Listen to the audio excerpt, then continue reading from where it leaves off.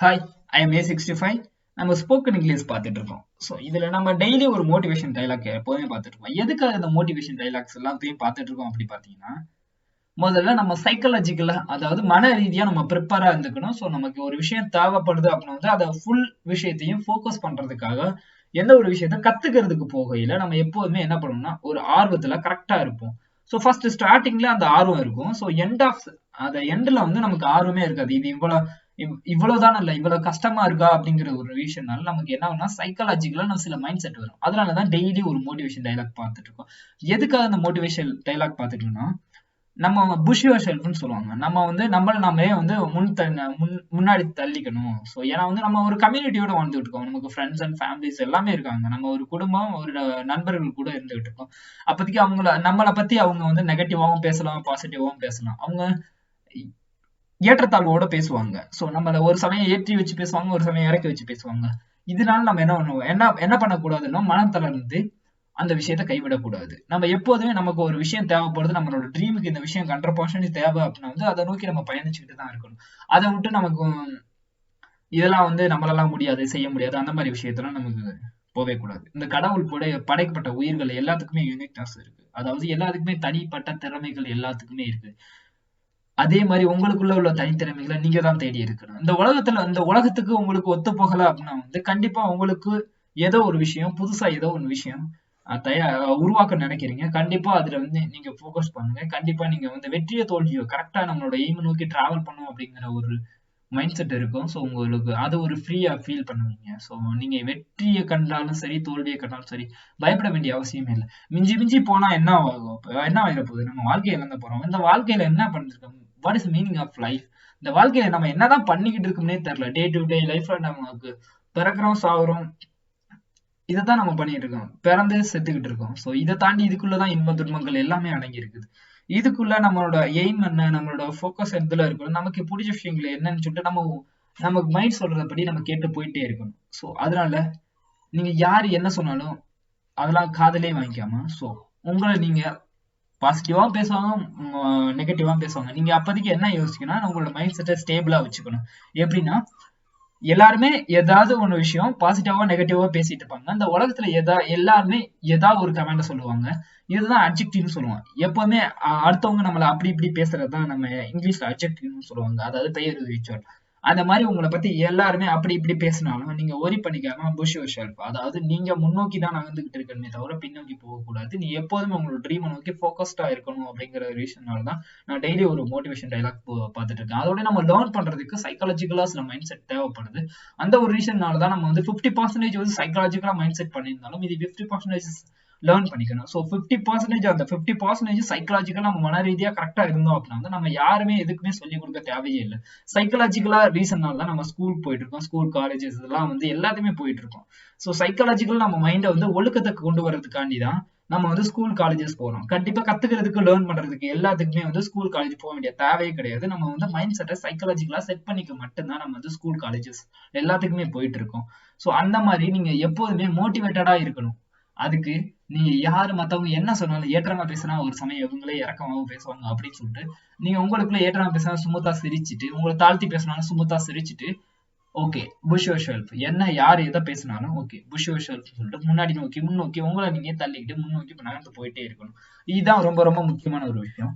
So நம்ம வந்து அட்டிடியூட்ஸ் பத்தி பார்த்துட்டு இருக்கோம். ஹவ் இஸ் ஸ்ட்ரீட், அதாவது தெரு. நம்ம வந்து ஹவ் இஸ் ஷீ அப்படின்னு பார்த்தோம். ஷீ இஸ் பியூட்டிஃபுல், அவ அழகா இருக்கா அப்படின்னு சொல்லிட்டு பார்த்தோம்னா ஒரு பர்சன் பிளேஸ் திங்ஸ் இதை பத்தி பேசுறதுதான் என்னன்னு சொல்லுவாங்கன்னா அட்ஜெக்டிவ்ஸ். எப்படி இருக்கு, என்னவா இருக்கு அப்படிங்கிறத பத்தி தான் நம்ம பேசிட்டு இருக்கோம். ஸோ பர்சனை பத்தி ஒரு சில வார்த்தைகளை கொஞ்சமா பார்த்துருக்கோம். ஸோ போக போக போக போக நம்ம கண்டினியூஸா இதை பத்தி நிறையவே பார்ப்போம். ரெண்டாவது பிளேஸை பத்தி கொஞ்சமாவது பார்க்கணும்ல. ஸோ அதனால தெரு எப்படி இருக்கு அப்படிங்கிறத நம்ம கேட்போம். ஹவ் இஸ் த ஸ்ட்ரீட், தெரு எப்படி இருக்கு அப்படின்னா தெருவுல தண்ணி தேங்கி இருக்குன்னு சொல்லணும். இது எப்படி சொல்றது, தண்ணி தேங்கி இருக்கு. தெருன்னா என்ன தெரியும், த ஸ்ட்ரீட்டுங்கிறது தெருன்னு தெரிஞ்சிச்சு. சப்ஜெக்ட் நமக்கு கிடைச்சிருச்சு. ஸோ அந்த சப்ஜெக்ட் பார்த்தா எப்படி இருக்கு அப்படிங்கிறதுக்கு இருக்கிறது அப்படிங்கிறதுக்கு இஸ்ன்னு கிடைச்சிருச்சு. சப்ஜெக்ட் கிடைச்சு வெர்பும் கிடைச்சிருச்சு. ஸோ தண்ணி தேங்கி உள்ளது அப்படின்னா என்ன பண்றது? ஸோ என்ன தேங்கி இருக்கு, வாட்டர்னு கிடைச்சிருச்சு. தேங்கி உள்ளதுக்கு என்ன மீனிங்? தேங்கி உள்ளது, நல்லா யோசிச்சு பாருங்க. தேங்கி உள்ளது ஒண்ணுமே இல்லை, logged. The street is waterlogged சொல்லுவாங்க. அத தண்ணி தேங்கி இருக்கிறதுக்கு waterlogged.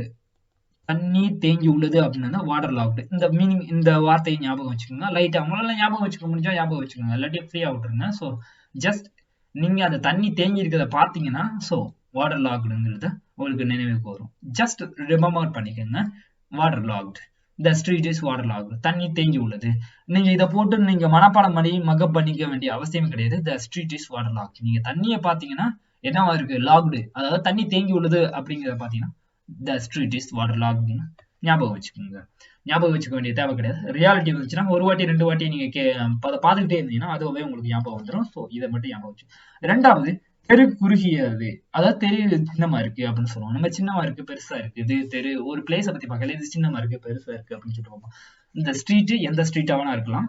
ஏன் நீங்க நீங்க எந்த ஸ்ட்ரீட் வேணாலும் எடுத்துக்கலாம். ஸோ நான் வந்து இந்த ஸ்ட்ரீட் மட்டும் தான் சொல்றேன். நீ ரங்கநாதன் ஸ்ட்ரீட் அண்ட் எந்த ஸ்ட்ரீட்டா இருந்தாலும் உங்களுக்கு எந்த பர்டிகுலரா தேங்கி இருக்கோ அந்த ஸ்ட்ரீட் முன்னாடி போட்டு இஸ போட்டு waterlogged போட்டுருங்க. அவ்வளவுதான். Subject verb.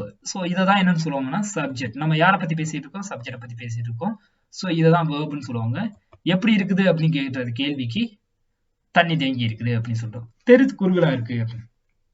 இந்த குறுகியது அப்படின்னு வந்து நேரோன்னு சொல்லுவாங்க. என்னன்னு சொல்லுவாங்கன்னா நேரோ. The street is narrow. NARROW. இது நேரோ அப்படின்னு வந்து குறுகியது, நேரோ. தெரு அகலமா இருக்கு அப்படின்னா என்ன சொல்ற, தெரு அகலமா இருக்கு பெருசா இருக்குன்னு சொல்லுவாங்க, broadன்னு சொல்லுவாங்க. The street is broad. அகலமானது.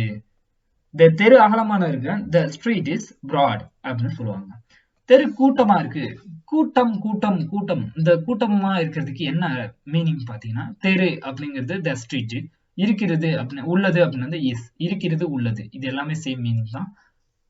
the street is கூட்டமா இருக்கு. கூட்டம் அப்படின்னா வந்து கிரௌடுன்னு அர்த்தம். கிரௌட் அப்படின்னா வந்து ஒரு கூட்டம்.